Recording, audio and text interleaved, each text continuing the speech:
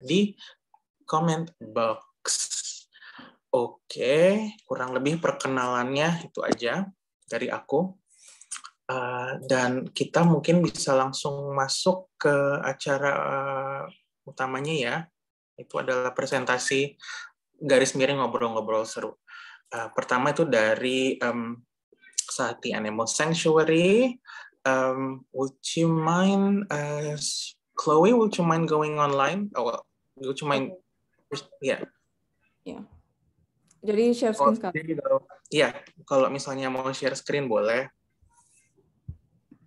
Sama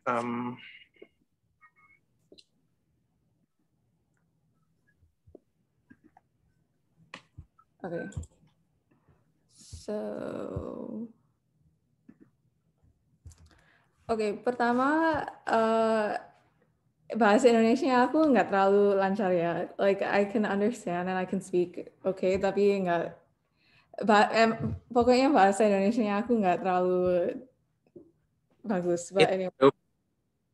Jadi saya dari Sehati Animal Sanctuary, suaka hewan ternak pertama dan satu-satunya di Indonesia. Tentang nama saya Chloe, saya manajer sukarela sama sosial medianya Sehati Animal Sanctuary. Jadi saya yang manage sosial medianya semua sama design all the posts. Aslinya dari Surabaya, tapi SMA di Jakarta, sekarang di New York. Jadi sekarang jam 3 pagi. Sama aku udah sukarelawan Sehati sejak Mei tahun ini. Terima kasih sudah bangun sepagi ini sebelumnya. Iya, barusan bangun tadi. Jadi topik diskusi hari ini. Pertama, apa itu Sehati Animal Sanctuary? Kedua, misi kita. Terus pentingnya suaka hewan ternak di Indonesia, sama perjuangan kita, sama cara Anda bisa membantu. Pertama, apa itu Sehati Animal Sanctuary? Sehati adalah suaka pertama dan satu-satunya di Indonesia untuk hewan ternak. Sehati terletak di dekat Dumai dan sedang merawat 300 hewan. Jadi ini Sing sama Long, co-foundernya Sehati Animal Sanctuary. Tentang Sing sama Long, pendiri Sehati, mereka dari Malaysia tapi pindah ke Dumai pada tahun 2014.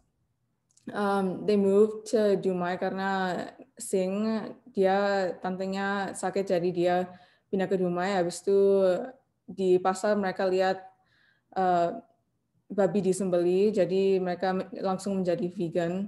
Mereka mulai dengan menyelamatkan babi dari paman Sing yang adalah seorang peternak babi. Sama ini video resmi kampanye global crowdfunding campaign-nya kita. And I will show the video.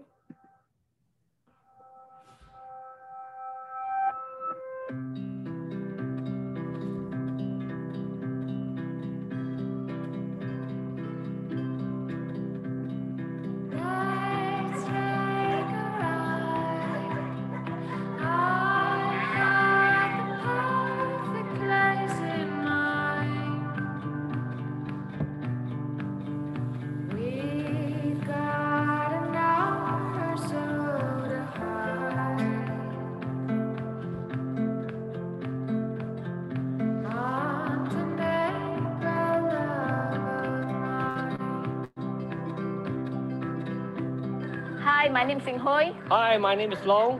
This is Sehati Animal Sanctuary.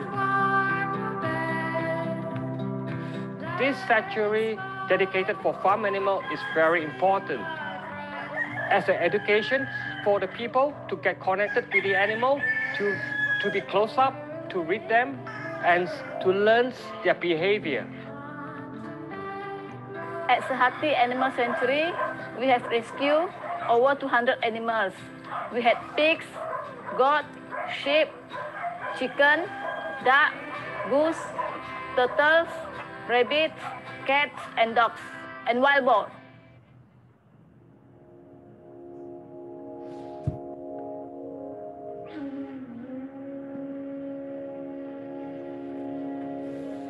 Our current struggle is the financial. Every month we are not enough to grow, especially to buy food in a big pub, because we ordered food for the pig. We need a big quantity. Every month is not very stable. We are located in Dumai, Sumatra, surrounded by the oil palm plantations in a remote area, isolated because of the pig, and we have to be far away from the neighborhoods. The money that we collected from the crowdfundings, we will spend for the pig pens, a new pig pens, which is falling apart, and then to build a volunteer house to help us. We need 2 more staff to help us, to run this place, because me and my wife can't do it anymore, because we need more manpower. And we need a fundraising manager as well, and the account as well.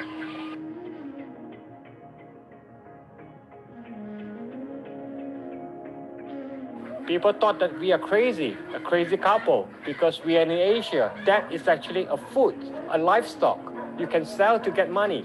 But for us, for me, they are different. They want to live like us.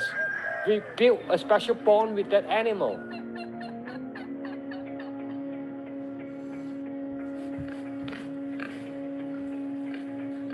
They are really someone. They had feelings. They do not die as a food for humans.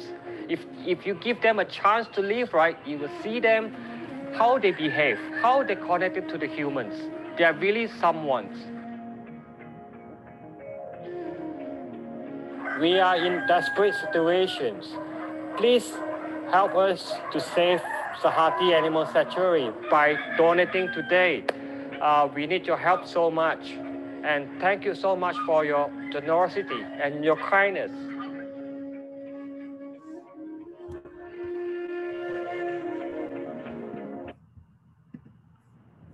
Okay.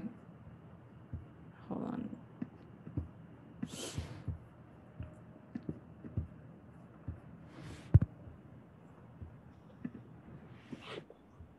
Okay. So, ini misi kita. Pertama, menyelamatkan hewan ternak yang dilecehkan dan terbaikan di Indonesia. Yang kedua, mengajarkan tentang konsumerisme etis dan veganism. Terus yang ketiga, mengadvokasi dunia yang lebih baik dengan menghormati semua, baik manusia maupun hewan. Oke. Yang sekarang pentingnya suaka hewan ternak di Indonesia. Ini the statistics di Indonesia yang vegetarian versus makan daging, orang yang makan daging. Melalui suaka hewan, orang dapat melihat hewan ternak sebagai individu, bukan makanan. Ada keterputusan antara persepsi masyarakat tentang hewan asli versus daging. Setiap hewan di Sahati memiliki nama dan cerita. Kita berharap dapat menginspirasi orang lain untuk melihat bahwa setiap hewan itu istimewa. And we share the name and the story of all the animals di Instagramnya kita. Jadi kalau mau follow, nanti at the end I will show. Kita juga ada banyak perjuangan. Kondisi keuangan kita saat ini tidak berkelanjutan. Jadi this is why we have our global crowdfunding campaign yang tadi I showed the video. Sekarang masih ada waktu untuk berdonasi, walaupun sedikit membuat perbedaan besar. Kita juga ada banyak perks di kampanye kita. Like we're building new construction at the sanctuary. Jadi nanti ada Hall of Compassion. Jadi kalau mau donate nanti bisa, your name will be on the Hall of Compassion. Sama ini ada banyak cara Anda bisa membantu. Yang pertama, menjadi sukarelawan. Kita menerima relawan baru untuk tahun next year. Nanti ada banyak posisi berbeda, desain, pekerjaan situs web, penulisan artikel, etc. Juga bisa berikan donasi untuk kampanye kita, sama sebarkan berita tentang Sahati. And also, kita sekarang juga mau hiring full-time manager, jadi ini orang harus full-time, harus pindah ke Dumai, sama mengawasi konstruksi baru, sama membantu Sing sama Long dengan rutinitas harian mereka. Jadi, if you know someone interested atau if you're interested, please contact us. And that is it. Ini all of our information. Kita paling aktif di Instagram, jadi kalau mau follow us, then that would be nice. Okay, I think that is all for me. Terima kasih, Chloe. Nanti kalau misalnya mau salin paste kanal-kanal yang tadi ditampilkan, bisa di komen. Okay.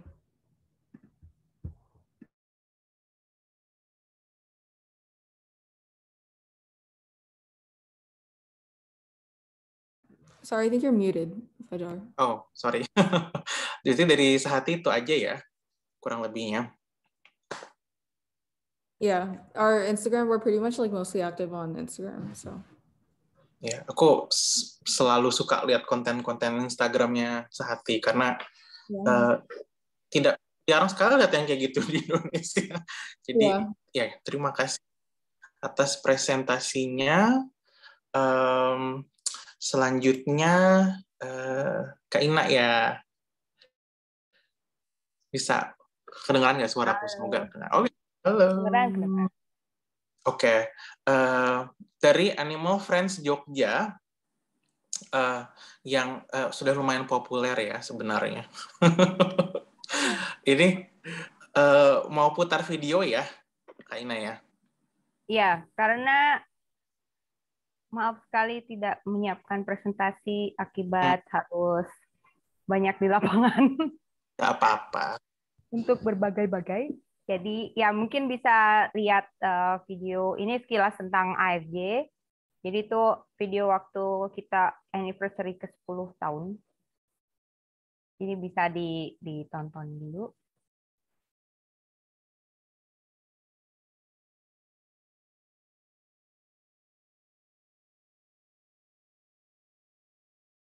Halo, namaku Ina. Perkenalkan, saya Nana. Saya Bandis. Halo, nama saya Yani. Salah satu pendiri Animal Friends Jogja.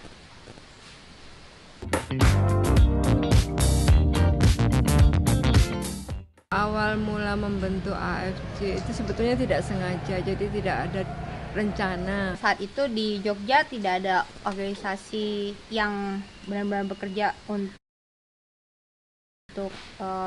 kesejahteraan satwa.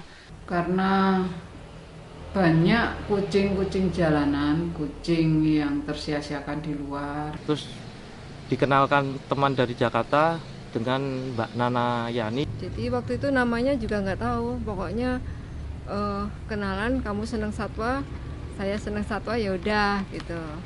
Ya intinya ingin satwa yang ada di Jogja kehidupannya lebih sejahtera. Kita ditempa saat Merapi meletus. Itu cobaan yang termasuk berat karena kita baru muncul, baru mengibarkan benderanya aja belum full kayaknya, belum sampai top. Setelah Merapi itu terus mulai ada hewan yang kita rawat. Asalnya dari Merapi itu ada anjing, ada kucing. Kita pikir pasti sebagai orang yang sayang hewan dan melihat banyak hewan yang perlu bantuan, pasti pikiran pertama itu ingin membuat shelter. Shelter itu bukan satu-satunya cara untuk membantu hewan yang terlantar, tapi ada hal lain, yaitu edukasi. Waktu itu pertama kali kita bikin acara steril massal, tapi ada acara edukasi juga jadi satu. Dan termasuk berhasil karena mendidik anak-anak, ya usianya campur waktu itu. Anak-anak umur PAUD sampai SMP. Anak-anak itu adalah masa depan dari bangsa ini dan harapannya mereka punya welas asih terhadap satwa sejak usia muda dan terhadap kepedulian terhadap lingkungan juga. Di AFJ itu ada beberapa program ya. Program utama kita adalah edukasi. Steril kita mulai dari tahun 2011 dan ada adopsi.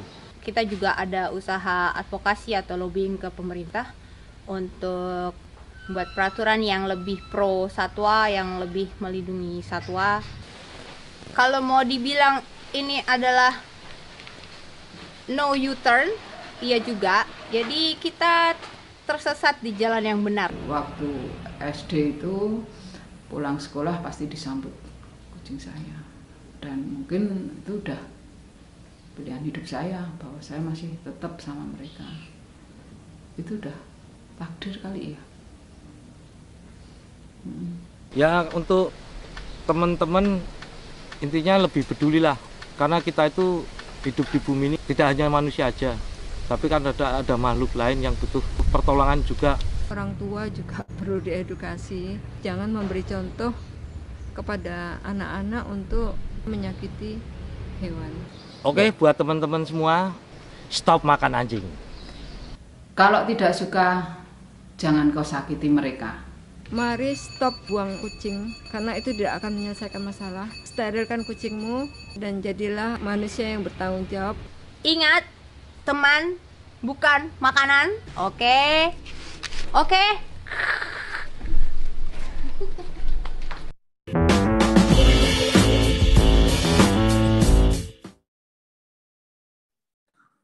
Ya, aku begitulah. Ada pertanyaan? Enak kan? aku belum melihat loh video itu. Baru Aduh, lihat nih. subscribe ya. Iya.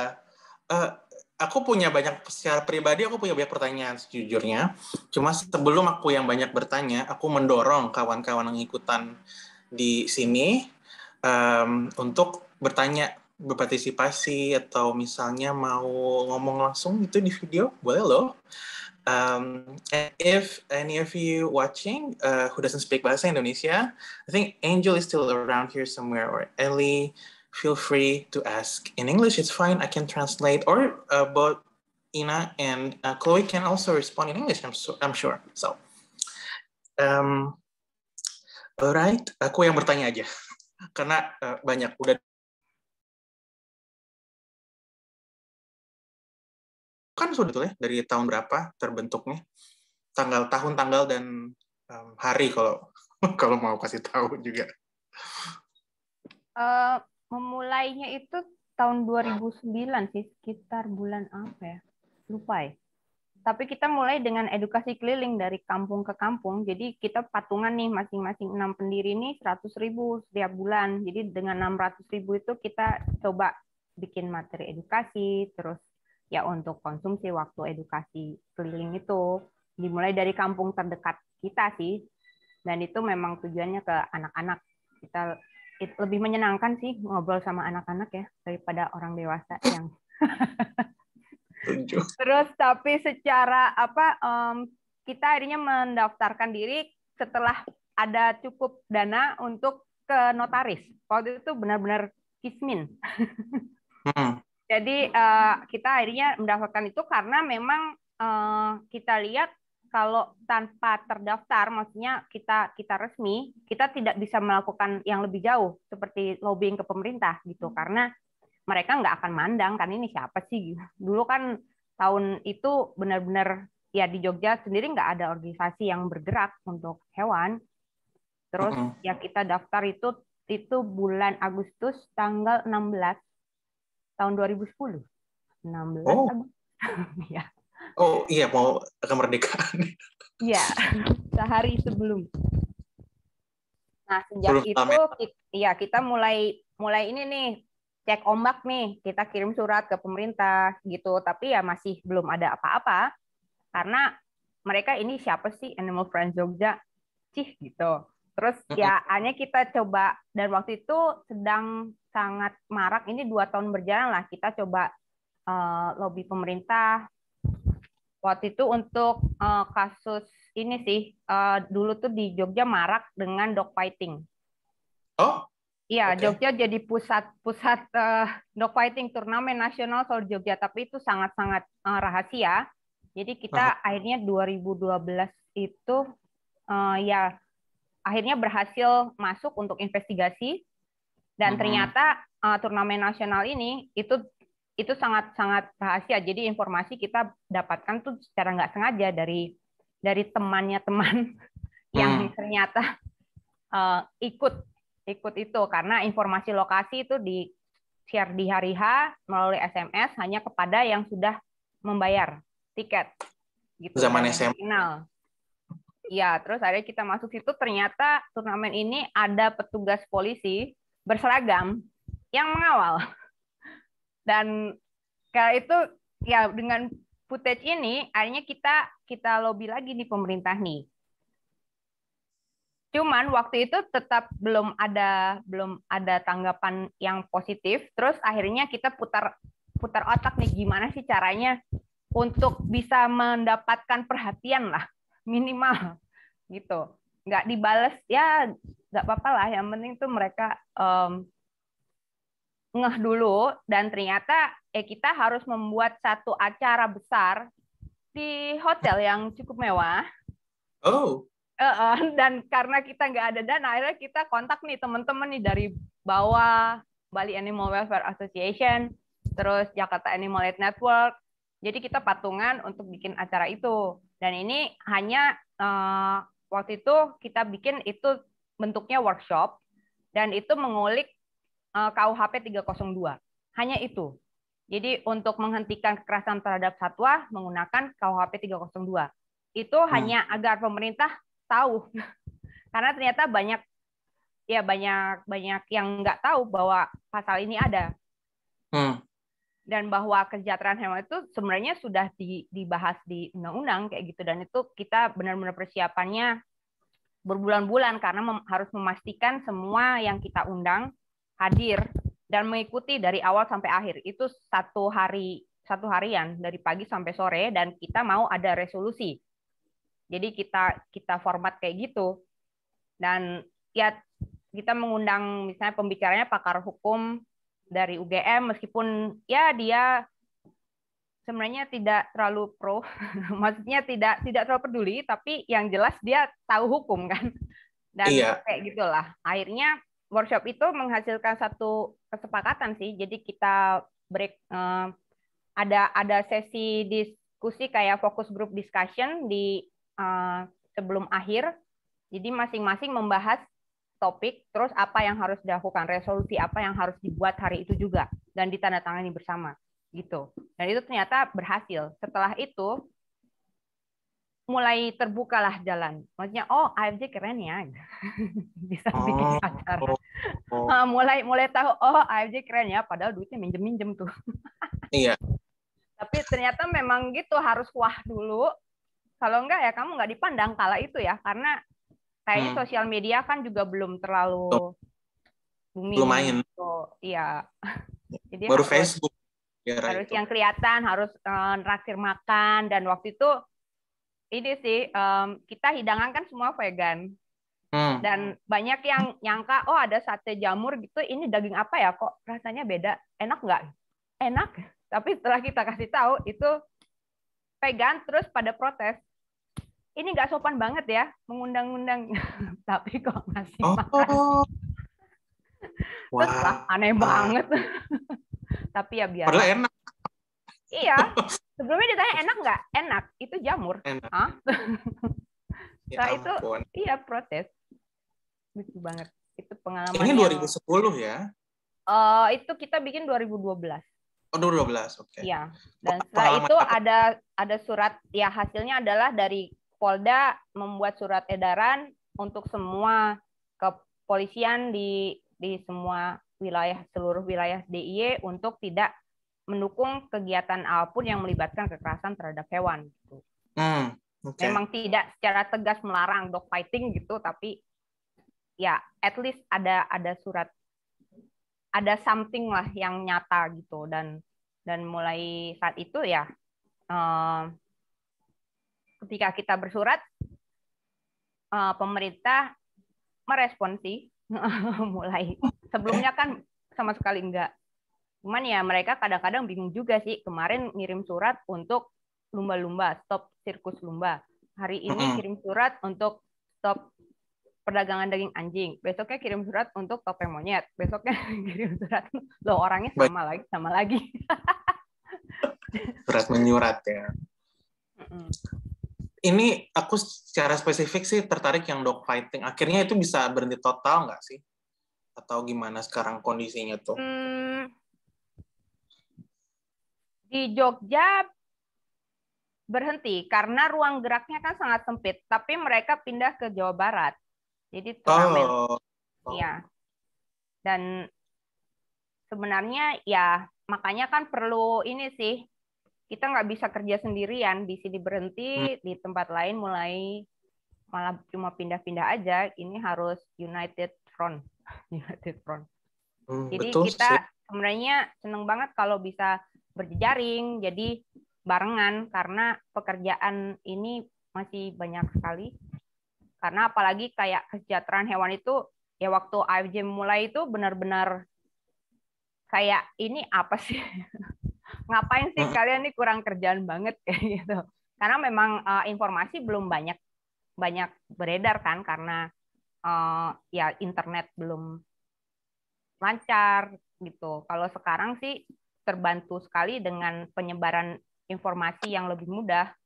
Jadi orang-orang bisa lebih gampang, dan makanya ini seharusnya jadi momen yang ayo gerak cepat, lebih banyak berbuat untuk para hewan. Antara 2009 sampai 2021 kan itu lama ya rentang waktunya, dari era SMS, era BlackBerry, sekarang WhatsApp dan medsos gitu.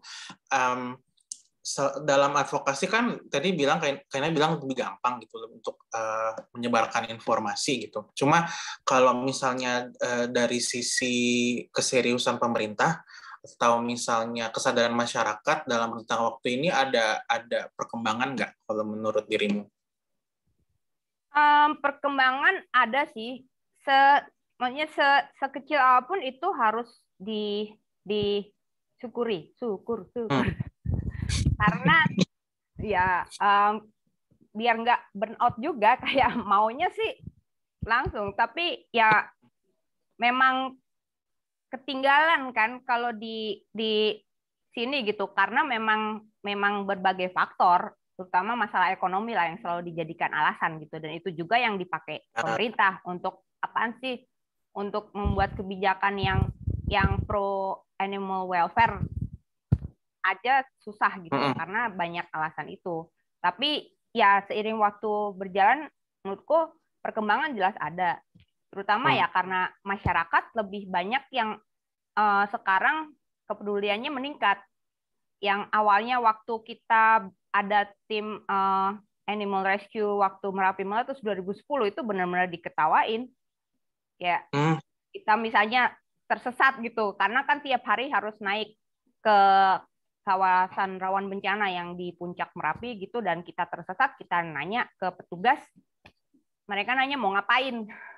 Ya, mau memberi makan hewan. Iya Pak, anjing, kucing, burung, bebek, angsa, semua. Dan itu sekarang waktu Merapi kemarin mau meletus, ini satu contoh ya, itu justru dari pemerintah yang terus membuka jalan, ayo dong, ini bantuin kita dong, kalian yang ngurus hewannya ya, gitu. Berarti itu sudah satu kemajuan. Dan ketika kemarin kan belum lama ini, dalam bulan ini kita diterima beraudiensi, dan ini untuk membicarakan kesejahteraan hewan yang diternakan, khususnya ayam petelur sih. Dan itu kita mendapat respon yang cukup positif. Maksudnya kita datang tanpa harapan apa-apa nih, karena hadir gitu, mungkin kan kayak ini AFJ apa-apaan sih, sekarang nambah-nambah lagi ayam lah gitu. Tapi ternyata tanggapannya cukup positif. Maksudnya ternyata pemerintah sudah mempelajari isu ini, bahwa ini adalah sesuatu yang harus diperhatikan, dan mereka mengakui bahwa memang kesejahteraan hewan itu sudah ada gitu di peraturan, dan mereka harusnya ya ikut itu kayak gitu. Kalau dulu kan benar-benar ya cuek aja, meskipun itu ada tapi nggak diperhatikan. Dan ini kan ya karena memang informasi dan ya itu kepedulian masyarakat sih. Meskipun di sini kan kayak kita kan juga ada petisi untuk itu, untuk stop kandang baterai kayak gitu. Itu waktu kita bikin di awal itu memang banyak yang mencemooh, ini mabok ya, aja mabok ya. Dan sempat juga dari korporat juga ada ancaman ke kita gitu. Tapi saat ini ya makin banyak yang tanda tangan gitu, karena sudah tahu bahwa ya ini mereka nggak seharusnya diperlakukan kayak gini. Ini mereka sudah dipaksa memproduksi telur buat lo, kenapa masih di kayak gitu kan? Dan itu jelas-jelas kan melanggar, kayak itu sangat melanggar prinsip kesejahteraan hewan yang ditetapkan sendiri oleh siapa? Pemerintah juga kan, maksudnya di undang-undang peternakan kayak gitu, itu kan disebutkan harus bisa mengekspresikan perilaku alami. Nah itu yang kita angkatkan, dan ternyata mereka ya paham sih, iya juga sih. Nah iya, lo yang bikin, kenapa lo yang melanggar gitu? Ayo dong. Betul. Maju lagi setelah kita beraliansi di Open Wing Alliance. Jadi ya akhirnya dapet temen banyak pula gitu. Seneng banget waktu itu kan. Aduh, ini kalau ada apa-apa kita gimana nih? Nggak punya temen. Terus ya itu makanya berjejaring itu sangat penting banget. Sekarang berjejaringnya gimana tuh? Maksudnya sudah sebesar apa sih jaringannya kalau AFJ? Kalau di Open Wing Alliance kan ada sekitar 80 organisasi, dan itu memang yang bergerak untuk hewan yang diternakan, khususnya ayam. Ya. Dan itu kan isu yang di sini jelas-jelas banyak tantangannya ya, karena tahu sendiri ini kan nilai ekonomis untuk ya itu bersinggungan dengan mata pencaharian orang, bla bla bla gitu. Tapi kan dengan bantuan dari teman-teman di aliansi, mereka kan bisa bergerak di tingkat internasional, dan pemerintah juga wow, ini isu ini memang besar sebenarnya. Kalau Indonesia nggak mengikuti, ya nanti akan ketinggalan kayak gitu. Itu gunanya. Terus kalau untuk perdagangan daging anjing kan kita juga berkoalisi di Dog Meat Free Indonesia. Gitu. Yeah. Kalau dulu kan hanya AFJ dan JAN, Jakarta Animal Rights Network, dan itu kayak jalan di tempat gitu. Karena nggak ada dukungan dari yang lain. Terus untuk masalah isu-isu lain, kita juga tergabung di Asia for Animals. Jadi untuk berjuang untuk monyet, dan itu kan ada banyak organisasi di situ. Kayak gitu. Ini membuktikan sekali ya bahwa karena konteksnya adalah ini event ini direkam dan orang akan nonton lagi, dan aku sih cuma ingin menggarisbawahi bahwa sekali lagi orang kalau mikir veganisme itu cuma nggak makan daging atau telur atau minum susu gitu, tidak. Sama sekali tidak ya. Jadi banyak sekali aspeknya gitu yang kita nggak mikir, yang karena di luar dari jangkauan kehidupan kita sehari-hari, terutama buat kita yang tinggal di daerah perkotaan ya, yang tidak bersinggungan langsung gitu dengan gajah atau misalnya harimau gitu, yang juga kerap dieksploitasi gitu. Aku punya pertanyaan buat semua orang yang ada di room ini, termasuk Kaina, termasuk Chloe juga. Pertanyaannya satu aja sih, bisa langsung jawab di comment box, atau kalau misalnya mau ngomong langsung di video, boleh sekali. Pertanyaan adalah di tahun 2021 ini, dan terutama dalam konteks kita lagi pandemi ini, tantangan yang masih jadi momok terbesar dalam perkembangan hak hewan di Indonesia, menurut kalian masing-masing itu apa sih? Boleh dipikirkan dulu buat yang buat partisipan yang lain. Tuliskan di chat box ya, kalau misalnya punya pemikiran, atau kalau mau live bilang boleh. Nah, pertanyaan ini aku ajukan buat Kaina dulu deh, habis itu Chloe ya. Kalau menurut Kaina apa sih yang di kala pandemi ini terutama ya, orang-orang kan aku ngomong buat aku dulu, buat aku secara pribadi, aku jadi vegan dan semakin peduli akan hak hewan dan masalah lingkungan karena pandemi sejujurnya.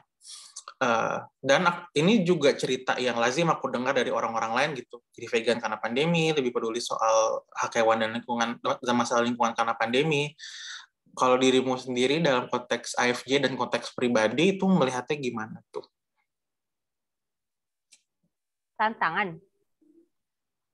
Iya, tantangan yang masih sekarang gitu.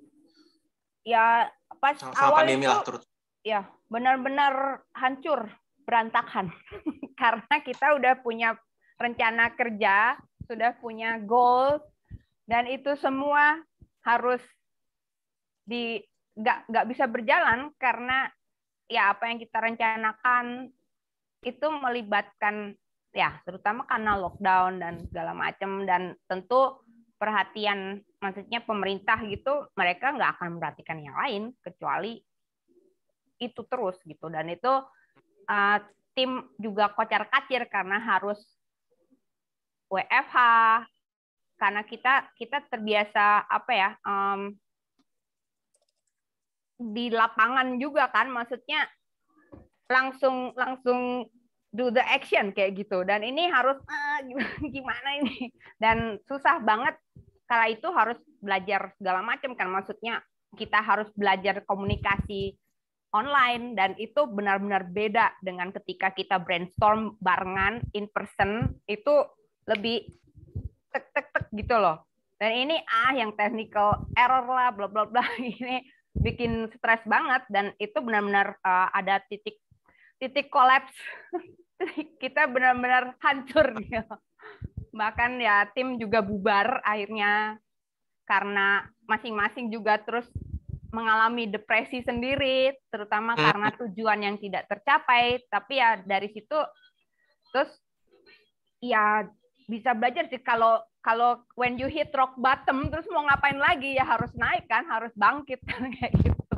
Ya itu berkah pandemi yang kita rasakan sih, maksudnya ya nggak get stuck, tapi ya udah sih terima kehancuran ini dan ayo gimana caranya bangkit lagi kayak gitu. Ya banyak pelajaran. Aku ini pernah nggak sih? Iya, menjawab kok. Terima kasih loh. Okay. Aku ya terima kasih. Aku mau beralih ke Chloe sekarang. Semoga masih bangun karena aku tahu subuh banget di New York. Hai Chloe, terima kasih masih bersama kami di AACA. Pertanyaan aku sama sih, tantangan menurut kamu animal rights di Indonesia, atau misalnya kalau kamu kurang paham di dalam konteks Indonesia secara global atau di tempat kamu sekarang lah gitu, terutama dalam kaitannya dengan ya, sehati kan yang sedang jalannya dalam konteks pandemi ya, untuk global crowdfunding campaign-nya. Dan aku lihat juga respons masyarakat oke gitu, sudah bisa 90%-an ya terpenuhi goalnya gitu. Tapi kalau dari kamu sendiri, menurut pemikiran kamu sendiri soal animal rights di Indonesia dan secara global, tantangannya apa sih hari ini di 2021 dan di kala pandemi? Okay, well, I think Indonesia is similar, mirip like other Asian countries. Jadi banyak orang they don't really see the connection between. Wait, sorry, I'm like not. I'm like so yeah, I cannot start my video. But so I think banyak orang nggak bisa make the connection that a real animal is food, like the meat that you see di supermarket itu they don't see that it's the same as like a cute animal.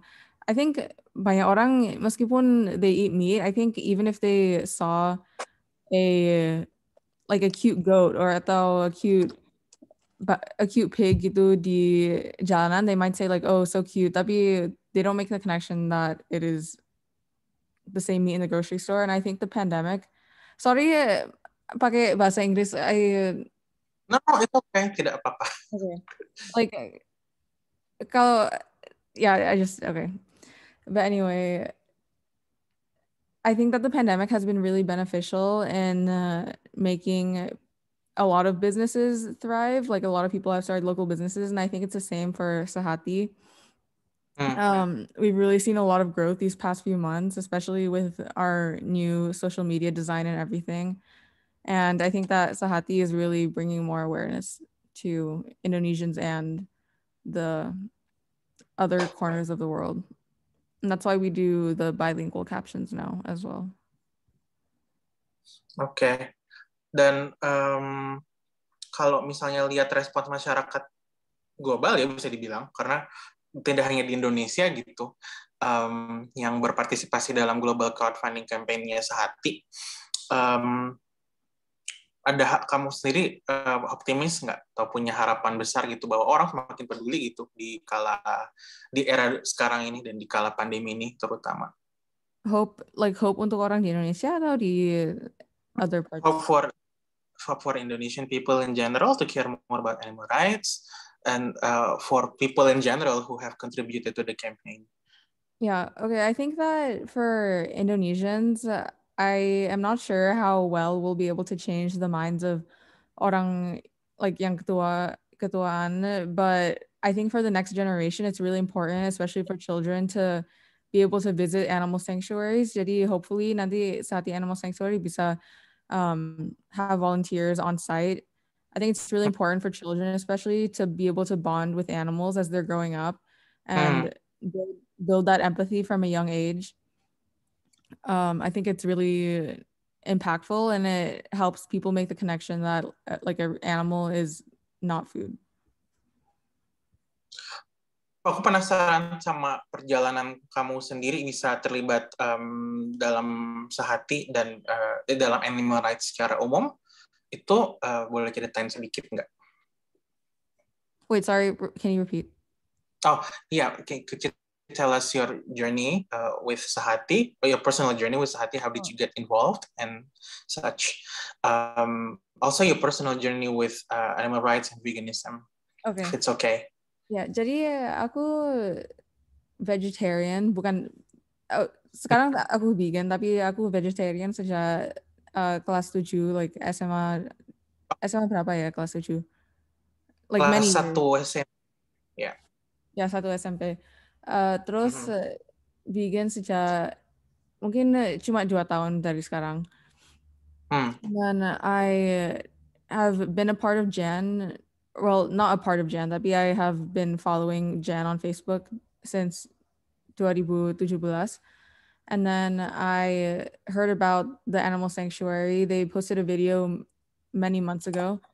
Terus I just reached out. I noticed that dulu kan namanya My Home, My Animals Haven, sekarang namanya Sehati Animal Sanctuary. Jadi I reached out to Nathan and Steph.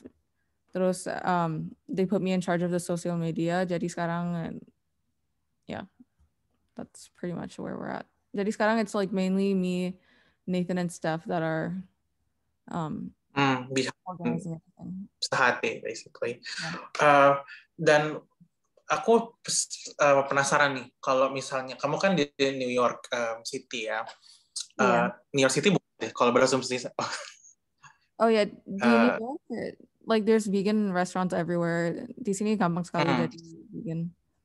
Juga kayaknya I think veganism is really like just increasing every year. I often hear people di jalanan like just talking about going vegan. Yeah. That's great. Okay. Aku mau beralih ke chat box dulu. Thank you, Chloe. Terima kasih jawabannya. Kayaknya sudah ada beberapa komentar di chat box. Aku lihat sebentar. Oh, sebelum ada rupanya. Jadi buat yang lain nih, buat yang lagi nonton video ini, kalau misalnya ada pertanyaan untuk Kaina atau Chloe, boleh tanya. Atau kalau mau bertanya soal AACA malah, mungkin banyak yang belum tahu gitu sebenarnya apa sih AACA itu apa dan Animal Association itu ngapain. Boleh tanya, nanti aku yang jawab. Atau tadi aku nanya semua orang sebetulnya, menurut kalian tuh tantangan yang masih ada terus dalam perjuangan dan perkembangan hak hewan di Indonesia secara utama itu apa sih? Tadi kan Kaina sudah bahas soal ya orang mikirnya ya dalam sisi ekonomi aja gitu. Dan kalau menurut kalian yang sedang mendengarkan atau lagi nonton, apa? Boleh diketik, boleh kalau mau live, langsung kasih tahu aja. Nanti dibantu. Oke. Aku mau balik ke Kaina deh. Kalau Poppy balik tolong spotlight Kaina. Jadi aku mau bertanya secara spesifik soal dog meat trade. Karena kan selalu hangat ya setiap tahun gitu, atau setiap tahun, setiap beberapa bulan tuh kayaknya ada aja beritanya. Dan berkaitan dengan yang aku baru tanyain tadi nih sama semua orang, kalau aku lihat postingan yang di Instagram lah soal anjing-anjing yang mau disembelih ini, terus orang pada bisa komentar kasihan lihat matanya gitu, atau jahanam banget sih lalala dan sebagainya. Atau ini yang menarik, selalu ada komentar kayak gini, apakah tidak cukup sudah ada ayam, sapi, kambing, bebek dan babi gitu untuk dikonsumsi. Dan aku kadang tergelitik gitu untuk komentar, ya seharusnya kita nggak konsumsi itu semua juga sih gitu. Dan itu jadi panjang gitu. Oh, kadang nggak suka dengan komentar, oh vegan ya tuh. Terus kita malah makan rumput kayak kamu gitu. Ada yang komentar begitu, selalu ada yang komentar gitu. Dan ini kan kita bergerak dari level pemerintah yang pemerintah kita bisa bilang bahwa akan ngikutin suara rakyat, tanda kutip, suara rakyat yang populer aja gitu. Jadi kalau cukup banyak rakyat yang memberikan tekanan, aku mendapat kesan bahwa pemerintah bakal ngikut gitu, atau nurut dikit-dikit. Tapi kalau dalam konteks masyarakat Indonesia secara umum ya, masih bisa mikir, masih kasihan sama anjing gitu, tapi tidak kasihan sama ayam atau sapi atau kambing. Terlebih kalau Idul Adha, panas topiknya. Menurut Kaina gimana tuh? Kalau kenapa sih masih orang bisa segitunya dengan disonansi kognitif ini? Ya, memang ini kayak si Manuel nih di chat, bener sih, spesiesisme. Karena memang dari kecil aku aja dididik menjadi karnivora, maksudnya menu makannya itu ya meskipun ya di rumah kita tinggal sama anjing, tapi ya beda. Kalau ini kan ayam, ya kayak gitulah. Ada diskriminasi dan itu benar-benar kacau gitu. Dan waktu aku kecil juga kayak kita dibiasakan untuk melihat ya hari-hari Idul Adha itu anak-anak diajak untuk nonton. Dan itu apa enggak gila gitu loh. Ya untungnya hati anak-anakku tuh kok ya enggak tega gitu. Sedangkan sebenarnya sih temanku yang lain juga kayak mukanya tuh tercengang gitu. Kenapa diajak ke sini? Apakah ini ya semacam membiasakan? Ini nggak apa-apa untuk diperlakukan kayak gitu. Tapi terus kita kan ya itulah, kita kan belum banyak, maksudnya sebagai anak-anak itu kan ya masih lebih pure lah, bisa lebih jelas bahwa bedanya apa sama anjing gue gitu. Dan itu cuman ya akhirnya kan lupa juga gitu. Aku sempat ya sebelum jadi vegan itu karena ya memang benar-benar menunya itu setiap hari selalu ada hewan di meja makan gitu. Dan itu nggak pernah enggak. Dan itu memang karena aku waktu itu sempat tinggal di Jakarta ketika remaja ya, sampai SMA gitu, dan memang tidak pernah berhubungan langsung. Selalu ke supermarket, nggak pernah ke pasar tradisional. Tapi akhirnya aku berhasil berpisah dari orang tua dan pindah ke Jogja untuk kuliah. Disitulah momen penentuan. Karena aku ya ke pasar tradisional dan waktu itu mau beli paha ayam gitu. Tapi terus aku melihat pembantaian yang what the tit. Yeah. Nah itu detik itu juga aku nggak bisa makan lagi hewan, nggak bisa hewan apapun. Meskipun aku nggak tahu istilah vegetarian, vegan, karena tahun segitu nggak ada informasi. Cuman benar-benar nggak bisa, dan waktu itu aku ungkapkan ke orang tua, itu benar-benar freak out bapakku. Jadi sebulan di Jogja kuliah, aku pulang ke Jakarta dan aku kasih tahu mereka. Karena mereka ya itu, nih makan, enggak, aku nggak makan lagi. Dan orang tua langsung, terutama bapakku, dia panggil psikiater dan pastor. Dan ya itu huru-hara di rumah tuh. Karena bapakku berantem sama ibuku, dia bilang ini gara-gara kamu biarkan dia pergi jauh dari kita. Sebulan aja dia udah masuk sekte. Tapi ya untung pastornya rasional gitu. Dia ngobrol sama aku dan aku utarakan sebenarnya ya aku nggak bisa, dan aku tahu ajaran di agama Katolik kan ada tuh cinta kasih. Terus apa ini aku nggak percaya itu bentuk cinta kasih gitu. Aku nggak mau, nggak tega. Dan pastornya ya benar kamu. Tapi ya itu benar-benar maksudnya itu sangat ya, bahkan bapakku sampai nggak bisa mikir logis. Antara aku kesurupan atau aku jadi gila gitu. Padahal aku mempraktekkan cinta kasih kan. Tapi itu karena memang sangat udah mengakar, kayak ini anak gimana. Terus ya kalau ibuku memang masalah kesehatan, dia takut aku kekurangan ini itu kayak gitu. Padahal lah tempe itu protein. Iya, ya, dan ya, jadi memang karena lack of information, dan ya memang benar si Chloe bilang kan nggak ada connection. Kayak pengalaman masa kecilku, kayak kita dibiasakan dengan kekerasan terhadap mereka gitu. Ini it's okay, tapi kalau kamu mukul anjing, it's not okay. Yang ini dia papain nggak apa-apa. Ya itu sangat misleading, dan ya makanya kita harus lebih banyak ini sih. Ya anak-anak memang the future, agar ya the future is cruelty free lah. And the future is now. The future is now, ya benar sih. Ya. Ini ada beberapa komentar menarik nih di chat box. Terima kasih kawan-kawan. Aku mulai dari yang paling bawah dulu, dari Rani. Dari kecil sudah ada konstruksi bahwa makanan 4 sehat 5 sempurna itu ya harus ada protein daging dan harus susu. Iya benar. Ini adalah propaganda yang sukses nih, 4 sehat 5 sempurna. Karena aku dulu juga mikirnya gitu. Harus minum susu sapi gitu. Padahal aku bukan sapi. Kita tidak ada sapi gitu bikinnya. Dan juga dari Vio, pemikiran antroposentrisme dan utilitarianisme yang bikin orang-orang merasa superior terhadap hewan, dan juga adanya budaya patriarki. Ini kalau ngomongin soal patriarki ini bisa jadi sesi tersendiri sih, mungkin di AAC tahun depan. Karena ini sangat, buat aku pribadi ya, sangat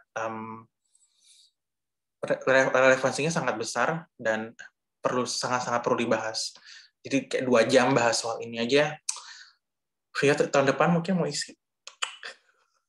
Oke, dari Stephen juga bilang kayaknya di mana-mana pakabatnya sama, spesisisme yang sudah berakar dari beberapa generasi. Ya, betul sekali. Aku mau berkaca dari pengalaman aku pribadi ya, karena tadi kita bahas soal Idul Adha sedikit gitu, dan anak-anak dibawa untuk melihat penyembelihan tahunan ini. Aku pribadi pertama kali melihat penyembelihan Idul Adha di usia 4 tahun, masih TK, dan kambingnya itu disembelih di lapangan TK. Jadi seluruh TK, murid, guru, kepala sekolah itu dihadirkan di lapangan, suruh ngeliat sambil disembelih gitu kambingnya, dan itu buat aku traumatis. Aku nggak mau lihat. Dan sebelum aku vegan pun juga sebetulnya aku nggak pernah begitu suka daging merah. Aku selalu pikir kan ada kaitannya dengan pengalaman ini karena itu sangat grafik dan sangat tidak mengenakan gitu. Tadi juga kan Kaina bahas soal pengalamannya tuh bisa jadi vegan karena ke pasar lihat ayam disembelih. Kalau teman-teman sendiri semua yang nonton sekarang punya aha moment, mengutip Oprah Winfrey, ada aha moment nggak yang kayak, gue nggak bisa deh kayak begini terus gitu hidupnya, nggak bisa konsumsi hewan terus, nggak mau berkontribusi sama ini terus, ada titik balik tertentunya nggak? Jadi itu pertanyaan aku buat kalian semua, boleh dijawab di chat box. Tadi aku mau bahas soal komentarnya Vio. Di buku SD penerbit terkenal aja ada yang mengajarkan bahwa hewan ternak itu untuk dimakan, dan hewan liar itu untuk sirkus, dan hewan domestik untuk disayang. Betul sekali.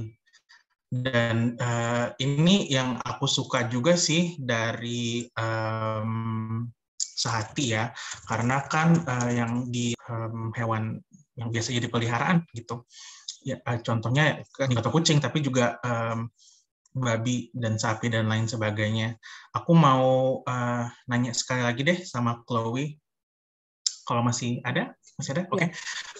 Ya, Kak, pertanyaan yang mungkin aku jadikan terakhir aja, karena kita sudah menjelang penutupan sebetulnya. Di saat ini bahwa ada berbagai macam hewan, dan harapannya bisa nggak, harapannya bisa mengubah pemikiran orang-orang yang melihat Sehati itu, bahwa semua hewan itu sama aja gitu sebetulnya, punya hak untuk hidup dan punya hidup yang penuh dan bermartabat gitu. Kalau menurut kamu pribadi, tujuan Sehati ke depannya ini apakah memang seperti ini juga, menunjukkan bahwa pada masyarakat bahwa semua hewan itu sama aja, atau gimana? Ya itu harapannya kita. Tapi I think that nanti when we have the option for orang-orang volunteer di on-site, I think it's really important for people to kayaknya sekarang like a lot of people di Indonesia sama juga di Amerika, di semuanya, they don't see farm animals seperti kayak anjing sama kucing, because they never get to bond with them or see them in real life and see them as the individuals they are. They just see them as, you know, usually kalau we see farm animals kan biasanya di farm atau gitu kan, like we don't see them in a safe place like a sanctuary, and people are not able to bond with them. So I think that being able to have a place where you can see that these animals are able to live full lives, they're all unique individuals, it will allow people to make that connection more. Aku setuju sih, dan rupanya sudah ada beberapa komentar yang mengutarakan hal serupa gitu. Tadi ada Gede juga nih yang bilang bahwa pengalaman jadi vegan adalah ketika saya masih menjadi mahasiswa kedokteran hewan, saya ikut kegiatan antemortem dan postmortem untuk Idul Adha dan Galungan. Ya. Dan saya trauma mengikuti kegiatan tersebut karena tidak kuat melihat hewan disembelih, terutama suara babi yang teriak-teriak, sapi dan babi yang teriak-teriak. Ya. Karena insting semua makhluk hidup adalah bertahan hidup ya. Seperti kita manusia gitu. Ya, that was, aku juga gitu. Kayak, like I told you, aku jadi vegetarian waktu aku masih kecil. And that's because when I watched footage, like video PETA, yang ada banyak animal yang footage disembeli. And like obviously I was very young. Aku masih kecil, and then I saw that and I was just horrified by the footage, and I didn't want to be part of that. And I think it's so interesting how people view veganism. Kan banyak orang Indonesia juga bilang veganism itu ekstrim gitu. And I think that it's so concerning for society that just wanting to not inflict cruelty on other living beings is considered so extreme. Like that's cruelty free, really all it is. And the fact that that's considered extreme really says a lot about the way that we are, the teachings that are ingrained in us since we were growing up. Setuju sih. Dan ada pertanyaan untuk Chloe tapi kalau tidak keberatan boleh agak singkat jawabnya karena dalam 10 menit harus kelar. Soal dari Rani, thank you. Dia nanya, ya kalau di Sati rescue hewan itu gimana? Dibeli atau diambil paksa? Karena kita nggak pernah beli hewan di Dumai karena kalau kita beli hewan nanti orang-orang kayak di desa kan nanti pikir like we'll just make more animals, jadi mereka nanti harus beli, like we'll just treat them badly so that they will have to take away from us. Abis nanti kan it will just continue the cycle. Jadi biasanya banyak hewan yang di abandon, jadi how do you say abandon in bahasa? Ditelantarkan. Ya, dilantarkan di Sehati. Atau kita juga pernah ada satu piglet namanya Pika. Dia mamanya dibunuh sama hunter. Jadi Pika dibawa sama 2 anak kecil ke Sehati. And now Pika is with us. Terus juga waktu uncle-nya Sing dulu juga pig farmer kan. Dia juga rescue banyak pigs dari sana. Tapi sekarang sudah di shut down pig farmnya. Ada pertanyaan lagi dari Vio, ada program steril nggak di Sehati dan bagaimana manajemennya terus bisa menjalankan biar kesejahteraan semua hewannya terpenuhi? Iya, jadi kita ada vet satu yang sterilize semua hewannya kita. Jadi sekarang all the malesnya semua udah di sterilize, tapi ada beberapa female yang masih belum karena it's more, the process is easier for the males, and with the females like we've already sterilized the males, jadi it's not urgent. Terus vetnya kita juga nggak terlalu experience sama sterilization for farm animals. Dia emang cuma vet like for anjing kucing, and I think that's understandable kan di Dumai. Like siapa yang mau jadi vet farm animals di Dumai kan, jadi ya. Iya. Oke. Dan gimana manajemen Sehati terus memenuhi kesejahteraan hewan? Ya dengan bekerja sama dengan vet ini ya berarti ya. Dan oke. Pertanyaan terakhir aja deh buat Kak Ina dan Chloe. Tadi karena kaitannya dengan pertanyaannya Rani juga nih. Kan kita sebagai orang biasa gitu sering merasa kasihan melihat hewan, dan tapi kita masa nggak punya hak atau berbuat apa-apa gitu untuk ambil mereka. Misalnya ngeliat sapi di jalan, pinggir jalan gitu, mau juara kan kita nggak bisa mau ambil, mau bawa kemana gitu. Gimana untuk Ina dan Chloe, gimana kita semua yang hadir di sini, Animal Friends Jogja juga, Sehati juga bisa saling bekerja sama dengan cara masing-masing di tempatnya masing-masing, atau secara keseluruhan dengan bersinergi untuk berbuat lebih soal menjamin terpenuhinya hak hewan atau menyelamatkan hewan di Indonesia. Mulai dengan Chloe dulu deh. Okay, I think what we should do, I think one of the things that we should do is combine our audience. Jadi, the more people you have that support your cause, nanti the more people that they can reach to others about Sehati sama Animal Friends Jogja. Jadi, I think exposure is the biggest thing. Jadi, even though we can't change everybody's mind, the more people we reach, the more likelihood nanti ada lebih banyak orang yang menjadi vegan. And then the more people they will influence. Jadi I think combining our audiences and working together. Jadi mungkin di masa depan, like kita kan sekarang ada global crowdfunding campaign-nya kita sendiri kan. Mungkin in the future kita bisa combine bigger initiatives that combine all of our audiences. Kalau terima kasih Chloe. Kalau dari Kaina gimana menurut dirimu? Semoga kedengeran. Kedengeran. Oke. Ini lebih gimana bisa membantu ya? Ya sebenarnya awal itu jangan merasa. Ya maksudnya kita sebagai individu mungkin kayak yang ditanyain Rani, kita nggak punya hak, kita nggak bisa ngapa-ngapain, itu hilangkan dulu bahwa kamu nggak bisa ngapa-ngapain. Karena kecil apapun itu sangat berarti. Ini kan kayak bayanganlah lautan itu kan terdiri dari tetesan-tetesan air yang banyak gitu. Tanpa itu ya nggak jadi lautan kan. Jadi kamu itu tetes air yang akan membentuk kekuatan samudra.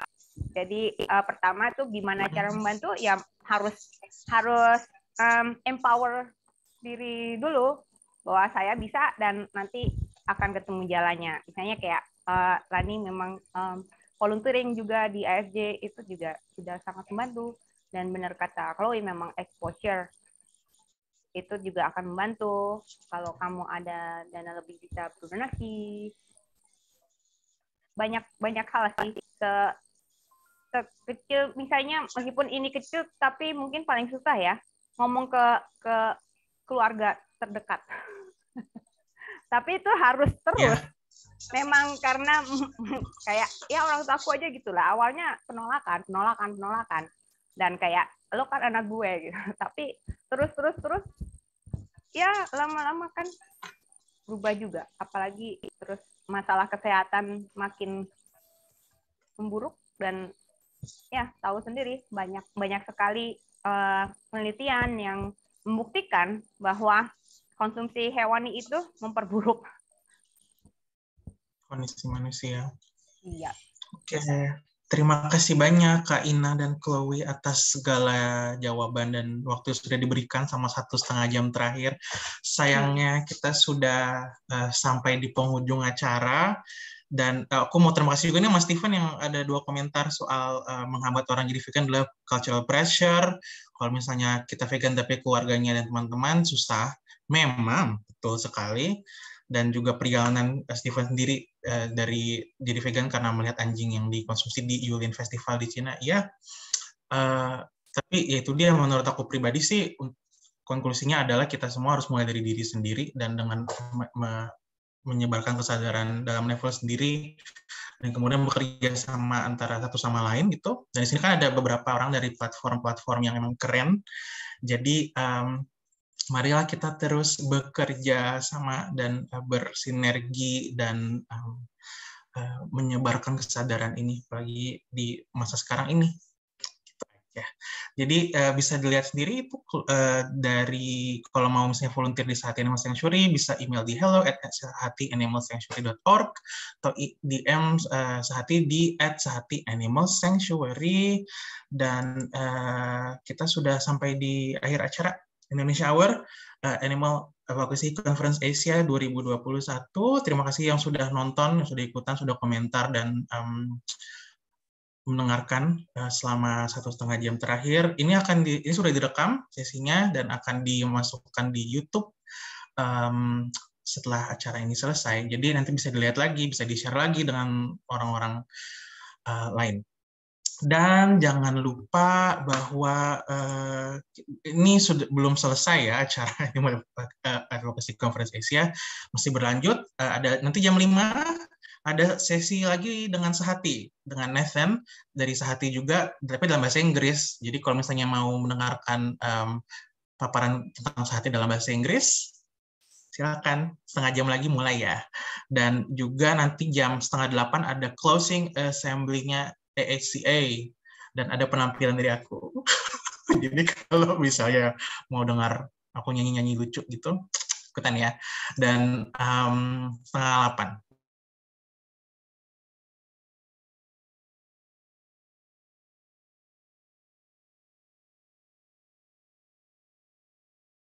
Nanti. Jadi bisa dilihat untuk registrasi Animal Advocacy Academy, jangan lupa ya, karena bakal ada dalam bahasa Indonesia juga tahun depan.